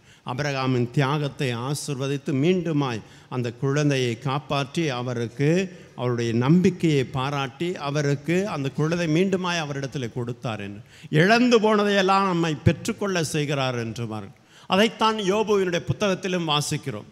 கடவுள் மீது எவ்வளவு அசைக்க முடியாத நம்பிக்கை அவர் வைத்திருந்தார் என்றால் அவரால் அந்த குடும்பம் முழுவதுமாக ஆசீர்வதிக்கப்படுவதை பார்க்கும். இழந்ததையெல்லாம் மீண்டுமாய் அவர் பெற்றுக்கொண்டார் என்று பார்க்கும். ஆபிரகாமை போல இந்த யோபுவும் கூட இழப்பிலும் கூட, துன்பத்திலும் கூட, கஷ்டத்திலும் கூட, பிரச்சனைகளிலும் கூட கடவுள் கொடுத்தார், கடவுள் எடுத்துக்கொள்ளுகிறார், மீண்டும் எனக்கு கொடுக்க வல்லவராயிருக்கிறார் என்ற அசைக்க முடியாத நம்பிக்கை அவரிடத்தில் இருந்தது. கடவுள் என் மீட்பராயிருக்கிறார், அந்த மீட்பர் உயிரோடு இருக்கிறார் என்று யோபு நம்பினார். ஆகவே தான் இழந்து போன ஆசீர்வாதங்களை எல்லாம் இரட்டிப்பாக அவர் பெற்றுக்கொண்டார் என்று பார்க்கிறோம். கிறிஸ்து இயேசுவில் பிரியமானவர்களே, நீங்களும் நானும் இதே ஒரு நம்பிக்கையை, மனநிலையைத்தான் பெற்றுக்கொண்டிரு. குடும்பத்திலே இத்தகைய அசைக்க முடியாத நம்பிக்கையை யார் வெளிப்படுத்துகிறார்களோ அவர்கள் வழியாக அந்த குடும்பம் ஆசீர்வதிக்கப்படும் என்பதற்கு இந்த ஆபிரகாமின் குடும்பம் ஒரு சிறந்த உதாரணமாக இருக்கிறது என்று பார்க்கிறோம். அடுத்ததாக தோபித்து, அதிகாரம் 1:1-3. தோபித்து எப்படிப்பட்டவர் என்பதை பாருங்கள். 1 தோபித்து அதிகாரம் 1:1-3. இதோ தோபித்தின் கதை. தோபித்து தோபியேலின் மகன், தோபியேல் அனானியலின் மகன், அனானியல் அதுவேலின் மகன், அதுவேல் காபேலின் மகன், காபேல் ராபேலின் மகன், ராபேல் இரகுவேலின் மகன், ரகுவேல் அசியேலின் குடும்பத்தினர். நப்தலி குலத்தை சேர்ந்தவர் தோபித்து அசீரியர்களின் மன்னரான எனமேசியரின் காலத்தில் திசிபோயில் இருந்து நாடு கடத்தப்பட்டார். திசிபே வடகளிலே, யாவேல் ஆசேருக்கு வடமேற்கு தென் திசையில், காதேசு நப்தலிக்கு தெற்கே, பெயருக்கு வடக்கே உள்ளது. தோபித்தாகிய நான் என் வாழ்நாளெல்லாம் உண்மையையும் நீதியையும் பின்பற்றி வாழ்ந்து வந்தேன். அசிரிய நாட்டில் உள்ள நினிவே நகருக்கு என்னுடன் நாடு கடத்தப்பட்ட என் உறவின் முறையினருக்கும் என் இனத்தாருக்கும் தர்மங்கள் பல செய்து வந்தேன். இளமை போதும். தோபித்து கடவுளை பற்றி கொண்டு உண்மையும் நீதியும் பின்பற்றி வாழ்ந்த மனிதர். அது மட்டுமல்லாமல் பல தர்மங்களை செய்தவர். இன்னும் அவருடைய செயல்களை பற்றி நாம் தெரிந்து கொள்ளலாம். 6-8. நான் மட்டும் இஸ்ராயேலர் எல்லாருக்கும் எக்காலத்துக்கும் கட்டளையிட்டிருந்தபடி திருவிழாக்களின் போது பலமுறை எருசலேமுக்கு சென்று வந்தேன். அறுவடையின் முதற்கனியையும் விலங்குகளின் தலையீற்றுகளையும் கால்நடையில் 10 பங்கையும் முதன்முறை நறுக்கப்பட்ட ஆட்டு முடியையும் எடுத்துக்கொண்டு நான் எருசலேமுக்கு விரைவது வழக்கம். அவற்றை காணிக்கையாக்குமாறு ஆரோனின் மைந்தர்களாகிய குருக்களிடம் கொடுத்து வந்தேன். அதுபோன்று தானியம், திராட்சை ரசம், ஒலிவ எண்ணெய், மாதுளம்பழம், அத்திப்பழம் ஆகியவற்றோடு மற்ற பழங்களிலும் 10 பங்கை எருசலேமில் திருப்பணி புரிந்து வந்த லேவியரிடம் கொடுத்து வந்தேன். மேலும் 10 மற்றொரு பங்கை விற்று 6 ஆண்டுக்கு சேர்த்து வைத்து பணத்தை எருசலேமுக்கு எடுத்து சென்று பகிர்ந்து கொடுத்து வந்தேன். காணிக்கைகளில் முதல் பகுதியில் கடவுளுக்கும், இரண்டாவது எருசலேம் ஆலயத்திற்கும், மூன்றாவதாக கைவிடப்பட்டோர் பெண்கள் 8வது வசனத்தில் பார்க்கும் கைவிடப்பட்டவர்களுக்கும் 10 3 பங்கை கைவிடப்பட்டோருக்கும் பெண்களுக்கும் இஸ்ராயேல் மக்கள் நடுவில் யூத மதத்தை தழுவி வாழ்ந்தோருக்கும் கொடுத்து வந்தேன். ஒவ்வொரு 3ஆம் ஆண்டும் அதை அவர்களிடம் கொடுக்க சென்றபோது மோசையின் சட்டத்தில் கட்டளையிட்டிருந்தபடியும் என் பாட்டனார் அனனியின் அன்னை தெபோரா விதித்திருந்தபடியும் நாங்கள் விருந்து உண்டு வந்தோம். என் தந்தை இறக்கவே நான் அனாதையானேன். அடுத்தது அவருடைய பற்றிய அந்த குணநலங்களில் 2 உண்மை நீதியை வாழ்ந்த அவர், தான தர்மங்களை செய்த அவர், 3வது கடவுளுக்குரியதை கடவுளுக்கும் தேவையில் இருப்பவர்களுக்கும் உதவி செய்கின்ற நல்ல பண்பை அவரை பற்றி சொல்லப்படுகிறது. இன்னொரு பண்பு அவரை பற்றி 16 18 இறந்தவர்களை அடக்கம் எனமேசிரின் காலத்தில் என் இனத்தை சேர்ந்த உறவின் முறையாருக்கு தர்மங்கள் பல செய்து வந்தேன். பசியுற்றோருக்கு உணவும் ஆடையற்றோருக்கு ஆடையும் அளித்து வந்தேன். என் இனத்தாருள் இறந்த யாருடைய சடலமாவது நினிவே நகர மதில்களுக்கு வெளியே எரியப்பட்டிருக்க கண்டால் அதை அடக்கம் செய்து வந்தேன். நல்லடக்கம் செய்கின்ற பண்பும் அவரிடத்தில் இருப்பதை பார்க்கும். கிறிஸ்துவில் பிரியமானவர்களே, இப்படிப்பட்ட நல்ல மனிதர்களுடைய குடும்பத்திலே பிரச்சனைகள் வருகிறது. வயதான நிலையிலே தோபித்துக்கு இன்னும் திருமணமாகவில்லை. அவருடைய பிள்ளை சின்ன தோபித்துக்கும் இன்னும் திருமணமாகவில்லை. ஆகவே அவருக்கு திருமணம் முடிக்க வேண்டிய கடமை இருந்தது. திடீரென்று அவருக்கு பார்வை போய்விடுகிறது. இருப்பினும் கூட தொடர்ந்து அந்த நற்காரியங்களை செய்து கொண்டு தான் இப்படிப்பட்ட குடும்பத்திலே கடவுள் அவருடைய செயல்களை பார்த்து அற்புதங்களை செய்ய முன் வருகிறார் என்று பார்க்கிறோம். ஆகவே தான் இந்த சின்ன தோபித்துக்கு சாரா என்கின்ற பெண், உறவினருடைய பெண், அவளும் திருமணமாகாமல் 7 முறை திருமணமாகியும் கூட கணவர்கள் எல்லாம் இறந்து போக தீய ஆவினால் பிடிக்கப்பட்டு இருக்கிற போது கடவுளுடைய குறுக்கீடு அங்கு வருகிறது. வானதூதர் ரஃபேலை அனுப்பி அவர்களுக்கு பார்வையை கொடுக்கிறார் என்று பார்க்கிறோம். அந்த சாரா என்கின்ற பெண்ணை திருமணம் முடித்து வைக்கிறார். திரும்ப வாங்காத கடனையும் திருப்பி வாங்கி வருகிறார் என்று பார்க்கிறோம். கிறிஸ்துவில் பிரியமானவர்களே, எந்த ஒரு மனிதன் கடவுளை பற்றி கொண்டு கடவுளோடு வாழ்கிறானோ அவன் ஆசீர்வதிக்கப்படுகிறான். அதே போல் எந்த ஒரு மனிதன் தன்னிடத்தில் இருக்கிற செல்வங்களை கொண்டு, உடைமைகளை கொண்டு இல்லாதவர்களோடு பகிர்ந்து கொடுக்கிறானோ, கடவுளுக்குரியதை கடவுளுக்கும் மக்களுக்குரியதை மக்களுக்கும் கொடுத்து வாழ்கிறானோ அவர்களை கடவுள் எல்லா பிரச்சனைகளிலிருந்தும் விடுவிக்கிறார் என்பதற்கு இந்த தோபித்தினுடைய குடும்பம் ஒரு சிறந்த உதாரணமாக இருக்கிறது.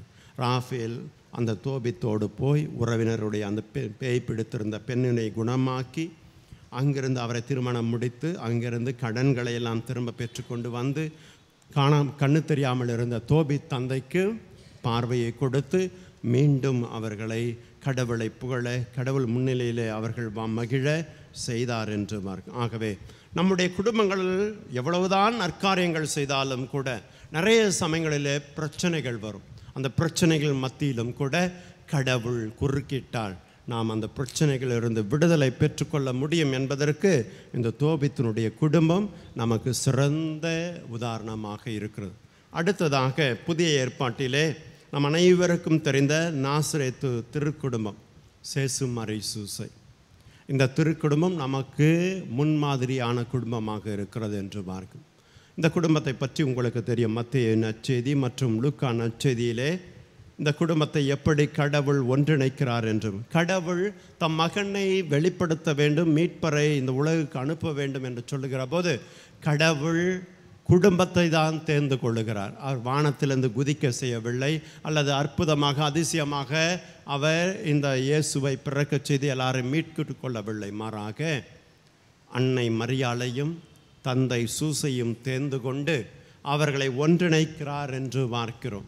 ஒன்றிணைத்து கடவுளுக்காக, கடவுளுடைய விருப்பத்திற்காக அந்த குடும்பத்தை வாழ செய்கிறார் என்று சூசையப்பருக்கு மனைவியை குறித்த எண்ணங்கள் இருந்திருக்கலாம், அல்லது மாதாவுக்கு சூசையப்பரை குறித்து பல எண்ணங்கள், எதிர்பார்ப்புகள் இருந்திருக்கலாம். ஆனால் அவற்றையெல்லாம் கடந்து கடவுளுடைய விருப்பத்தை நிறைவேற்ற தாங்கள் அழைக்கப்பட்டிருக்கிறோம். இயேசுவுக்காக, உலக மீட்பருக்காக தாங்கள் கணவனாக, மனைவியாக, பெற்றோராக, பிள்ளையாக அழைக்கப்பட்டிருக்கிறோம் என்பதை உணர்ந்து அந்த திருக்குடும்பம் கடவுளுடைய விருப்பத்தை நிறைவேற்றியது. ஆகவே தான் நம் அனைவருக்கும் அது திருக்குடும்பமாக, முன்மாதிரியான குடும்பமாக இருக்கிறது என்று கிறிஸ்து இயேசுவில் பிரியமானவர்களே, திருமணமாகின்ற போது கணவனுக்கும் மனைவிக்கும் பல எதிர்பார்ப்புகள் இருக்கலாம். மனைவியை குறித்து, கணவனை குறித்து பல எதிர்பார்ப்புகளை நாம் வைத்திருக்கலாம். அந்த எதிர்பார்ப்புகள் எல்லாம் திருமண வாழ்விலே நிறைவேறவில்லை என்கிற போது நமக்கு ஏமாற்றம் இருக்கும். நிறைய குடும்பங்கள் அது பிரிந்து போவதற்கு காரணமாக இருக்குது. ஏனென்றால் நிறைய எதிர்பார்த்து வந்த, நான் அப்படி நினச்சேன், நான் இப்படி நினைத்தேன் என்று நிறைய குடும்பங்கள் எதிர்பார்த்து வருகிற போது தான் பிரச்சனைகள் வருகிறது என்று. ஆகவே தான் திருமணத்துக்கு முன்பாகவே அந்த திருமண படிவத்தில் 2 கேள்விகள் உண்டு. ஒன்று, நீ திருமணம் செய்து கொள்ளப் போகின்ற கணவரை பற்றி அல்லது மனைவியை பற்றி உமக்கு தெரியுமா என்று அந்த கேள்வி இருக்கும். நிறைய பேர் அந்த தெரிஞ்சுக்கிட்டு தான் கல்யாணம் பண்ணீங்களா? கல்யாணம் பண்ணவங்களாம் தெரிஞ்சுக்கிட்டு தான் கல்யாணம் பண்ணீங்களா?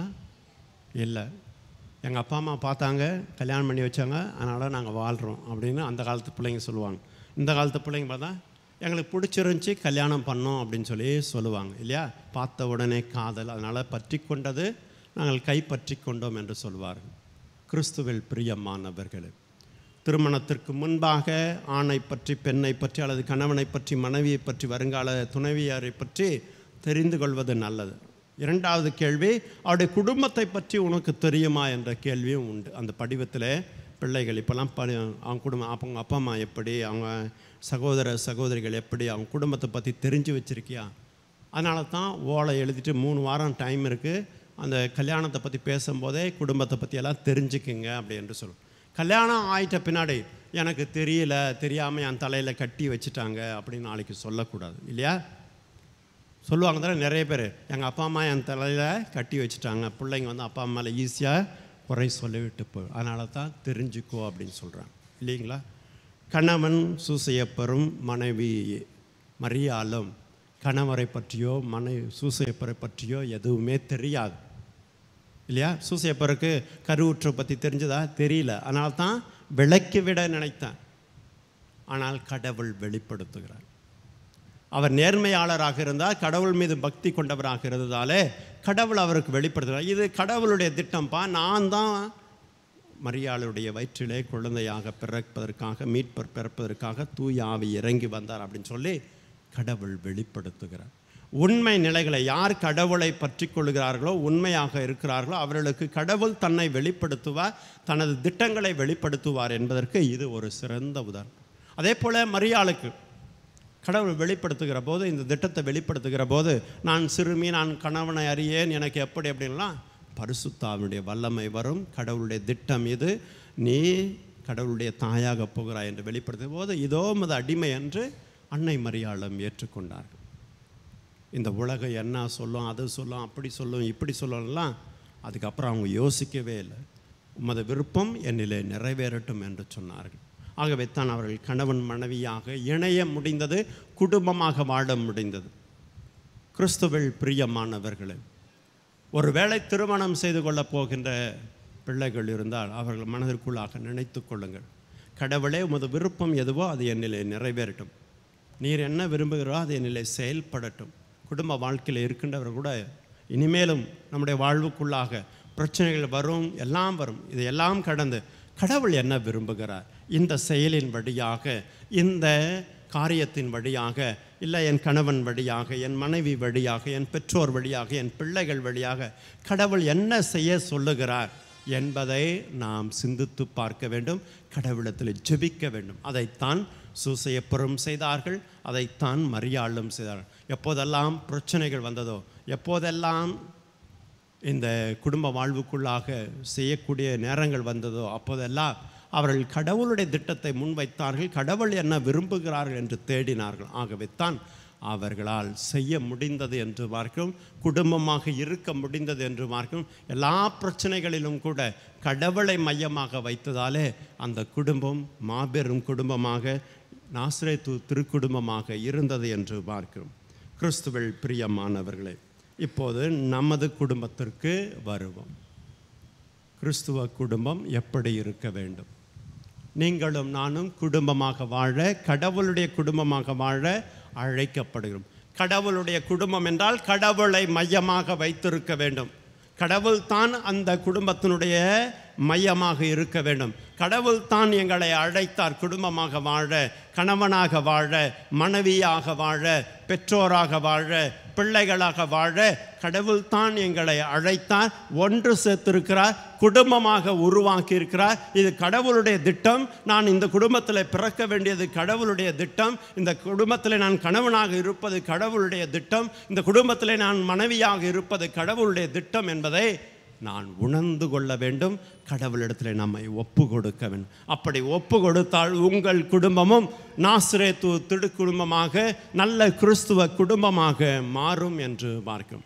திருத்தூதர் பணிகளிலே குடும்பங்களை குறித்து நாம் சொல்லுகிற போது எல்லோரும் ஒன்றாக கூடினார்கள், ஒன்றாக ஜெபித்தார்கள், ஒன்றாக இறைவார்த்தையை கேட்டார்கள், ஒன்றாக நற்கருணையிலே பங்கு கொண்டார்கள், தங்களிடத்தில் இருப்பதை இல்லாதவர்களோடு பகிர்ந்து கொண்டார்கள் என்று பாருங்கள். இதுதான் கிறிஸ்துவ குடும்ப வாழ்க்கைய முறையாக இருக்க வேண்டும். நாம் அனைவரும் ஒன்று கூட வேண்டும், எப்போதும் ஒன்றாக பேச வேண்டும், ஒன்றாக நேரம் செலவிட வேண்டும். இன்றைய காலகட்டத்திலே குடும்பங்களிலே கணவனோடு மனைவியும், மனைவியோடு கணவனும், பெற்றோரோடு பிள்ளைகளும், பிள்ளைகளோடு பெற்றோரும் நேரம் செலவிடுவது இல்லை என்றுமார்கள். தனித்தனி அறைகளை கொடுத்து விட்டு தனித்தனி அறைக்குள்ளாக, செல்லுக்குள்ளாக போய் சிறைச்சாலையிலே சிறைப்பட்டு கொள்வது போல இன்றைக்கி எல்லாம் உள்ளே போய் உட்காந்துக்கிறாங்க. செல்ஃபோனில் என்ன தேடுறாங்கன்னு தெரியாது. எல்லோரும் முடங்கி போய் விடுகிறார்கள். அங்கு உறவு வளர்வதில்லை, அங்கு பேச்சு இல்லை, உரையாடல் இல்லை, உறவு வளர்வதில்லை என்று பார்க்கிறோம்.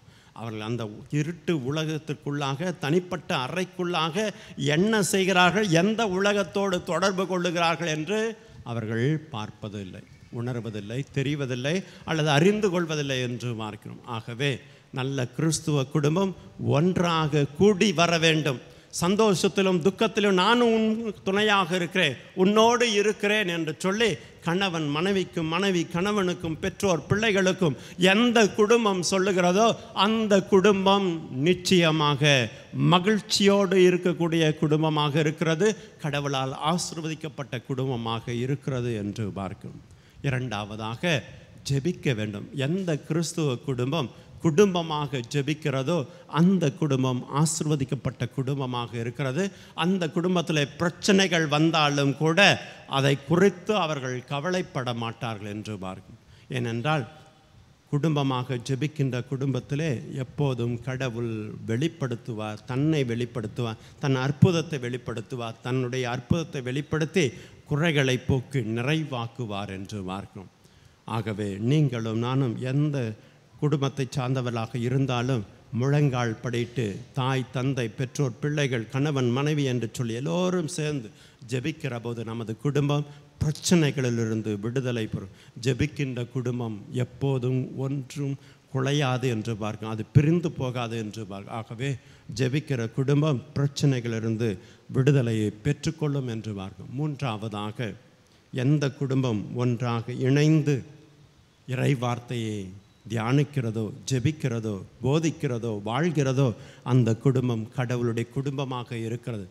எவர் ஒருவர் என் தந்தையினுடைய விருப்பத்தை அல்லது இறைவார்த்தையின்படி நடக்கிறார்களோ அவர்களே எனக்கு தாயும் தந்தையுமாக, சகோதர சகோதரிகளாக இருக்கிறார்கள் என்று கடவுளுடைய வார்த்தை சொல்லுகிறது. ஆகவே எந்த குடும்பத்தில் இறைவார்த்தை நடைபெறுகிறதோ, எந்த குடும்பத்தில் இறைவார்த்தை போதிக்கப்படுகிறதோ, எந்த குடும்பத்தில் இறைவார்த்தை வாழ்வாக்கப்படுகிறதோ அங்கு கடவுளுடைய உறவாக நீங்களும் நானும் மாறிப்போகிறோம் என்று நான்காவதாக எந்த குடும்பத்தில் அருட்சாதன வாழ்வு இருக்கிறதோ, அதாவது திருப்பலியிலே பங்கெடுத்து நற்கருணையை பெற்றுக்கொள்கிறோமோ, எந்த குடும்பத்தில் ஒப்பரவு அருட்சாதனம், அதாவது ஒருவரை ஒரு மன்னித்து கடவுளுடைய மன்னிப்பை பெற்றுக்கொள்ளுகிற அருட்சாதன வாழ்வு இருக்கிறதோ அந்த குடும்பம் மிகவும் ஆசிர்வதிக்கப்பட்ட குடும்பமாக, இறை பிரசனத்தை உணர்கின்ற குடும்பமாக, இறை பிரசனத்தை வெளிப்படுத்துகிற குடும்பமாக அது இருக்கும். எந்த குடும்பத்தில் அன்பு வெளிப்படுகிறதோ அங்கு கடவுள் வெளிப்படுகிறார் என்று யோவானுடைய வார்த்தைகள் நமக்கு சொல்லுகிறது. ஆகவே உங்களுடைய குடும்பம், என்னுடைய குடும்பம் கிறிஸ்துவ குடும்பமாக இருக்கிறதா என்று யோசித்து பாருங்கள். உங்களுடைய குடும்பத்திலே ஏழை எளியவர்களுக்கு, தேவையில்லை இருப்பவர்களுக்கு நீங்கள் உங்களுடைய தேவைகளிலிருந்து பகிர்ந்து கொள்ளுகிறீர்களோ, உங்களுடைய உடைமைகளிலிருந்து பகிர்ந்து கொள்ளுகிறீர்களோ, உங்களுடைய இரக்கத்தை காட்டுகிறீர்களோ அங்குதான் கடவுள் வெளிப்படுகிறார் என்று பாருங்கள். சின்னஞ்சிறிய சகோதரர்களுக்கு செய்த போதெல்லாம் எனக்கே செய்தீர்கள் என்று கடவுளுடைய வார்த்தை சொல்லுங்கள். ஆகவே நீங்கள் உங்களால் ஆன்ற நற்காரியங்களை செய்து, நன்மைகளை செய்து, விண்ணகத்திலே உங்கள் குடும்பத்தின் சார்பாக புண்ணியங்களை சேர்த்து கொள்ள இறைவன் நமக்கு அழைப்பு கொடுக்கிறார். இதுதான் நல்ல கிறிஸ்துவ குடும்பமாக இருக்கிறது. நீங்களும் நானும் நல்ல கிறிஸ்துவ குடும்பமாக இருக்கிறோமா என்று யோசித்து பாருங்கள். குடும்பமாக வாழ்கின்ற நீங்களும் நானும் கடவுளுடைய திட்டத்தை நிறைவேற்றுகிறோமா என்று யோசித்து பாருங்கள். நீங்களும் நானும் குடும்பமாக வாழ அழைக்கப்பட்டிருக்கிறோம். நீங்களும் நானும் கடவுளுடைய பிரசனத்தை வெளிப்படுத்துகிறோமா என்று யோசித்து பாருங்கள். கடவுளுடைய விருப்பத்தை நிறைவேற்றுகிறோமா என்று யோசித்து பாருங்கள். ஆபிரகாமின் குடும்பத்தைப் போல, ஈசாக்கின் குடும்பத்தைப் போல, யாக்கோபின் குடும்பத்தைப் போல நீங்களும் நானும் கடவுளையே தங்களுடைய அடையாளமாக நாம் கொண்டிருக்கிறோமா என்று யோசித்து பாருங்கள். ஆகவே கடவுள் உங்கள் குடும்பத்தை நிறைவாய் ஆசிர்வதிக்க தொடர்ந்து நாம் ஜெபிப்போம். குடும்பம் குடும்பம் குடும்பம் இறைவன் அமைத்து தந்த நம் குடும்பம், இறை குடும்பம், திரு குடும்பம், சேசு மரிசூசை வாழும் குடும்பம், இறை குடும்பம், திரு குடும்பம், சேசு மரிசூசை